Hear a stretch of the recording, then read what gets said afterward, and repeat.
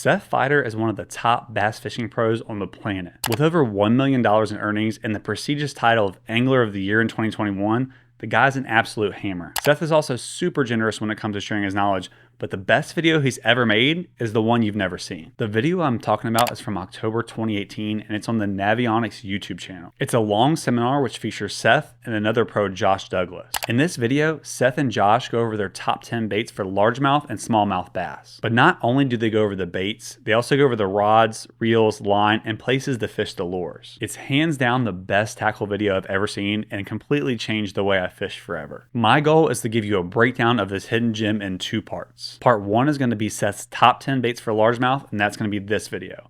And in part 2, we'll cover the top 10 smallmouth baits. But without further ado, let's get right into it. The number 1 lure on Seth Feider's top 10 list is the swim jig. Seth states that the swim jig is his go-to confidence bait when the bite gets tough. The time of year it really shines is pre-spawn through post-spawn when fish are on beds and guarding fry. A little stain in the water is always preferred over extremely clear water, and the best places to target fish are floating docks, flooded bushes, and weed lines. For colors, Seth uses white on shad lakes and bluegill colors on lakes without shad. Boottail trailer is preferred in colder water or when targeting bigger bass, and this is fished on a straight retrieve. Otherwise, the bopping method is preferred with a crawl style trailer. Seth fishes a swim jig on a 7-foot, medium heavy rod with an 8-to-1 reel. He uses 30-pound braid to a 17-pound leader, which you'll see is a common theme throughout the video. The next bait that's covered is the chatterbait, and more specifically the jackhammer. Josh likes to fish the chatterbait year-round in the same places most people fish a lipless crankbait. The same trailer rules that apply to the swim jig also apply to the chatterbait. Josh likes to go with a slower 6:2-to-1 gear ratio reel and prefers a 7'2" medium heavy glass rod.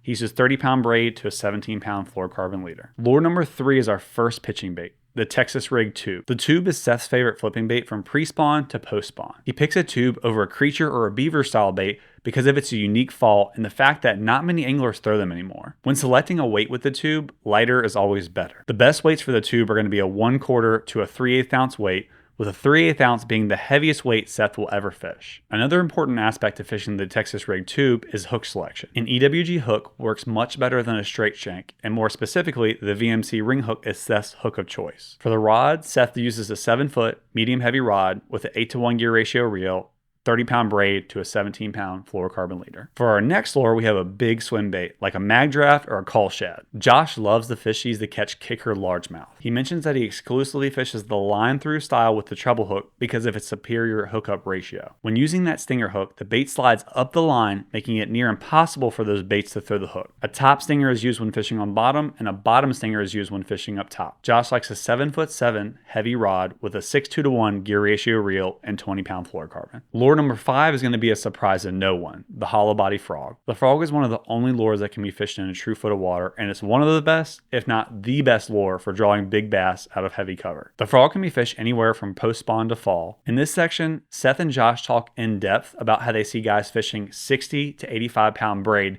but they feel like this is a huge mistake. They make the case that 40-pound braid cuts through pad stems much better because of its smaller diameter, comparing the cutting ability of a razor blade to that of a butter knife. Seth likes to fish his frog on a 7'1" heavy rod with an 8-to-1 gear ratio reel. Coming in with our first finesse bait, we have the drop shot. Seth mentions that he believes the drop shot is the best bait for targeting deep bass in the summer. 3 specific places they talk about fishing the drop shot are weed lines, rock piles, and even in wood by upsizing and throwing a power shot. Josh talks about a spinning reel selection here and why he prefers a 4,000 size reel over a 2 or 3,000. He states that the 4,000 size reels have better drag, retrieve line faster, and have less line twist than smaller reels. His preferred rod and reel setup is a 6'10" medium magnum rod, a 4,000 size reel, and 10-pound braid to a 10-pound fluorocarbon leader. Lure number 7 on the list will come as a surprise to no one, the jig. Seth states that if he can only fish one lure for the rest of his life, the jig would be it. Seth only ever uses 2 different sizes on the jig, a 1/2 ounce in the winter and a 5/8 ounce any other time. He prefers a faster fall because of the potential to draw a reaction strike from the bass. Seth and Josh go more in depth about the importance of braid to leader on single hook baits. This allows them to use a lighter rod, meaning they can make more casts in the day before getting tired. It also can help make up for a poor hook set. Seth uses a 7-foot medium heavy rod with an 8-to-1 gear ratio reel and 30-pound braid to a 17-pound fluorocarbon leader. The next bait we have in our top 10 is the popping frog. I'm not going to spend a ton of time here because we've already covered the standard hollow body frog, but the one thing that really stood out to me in this section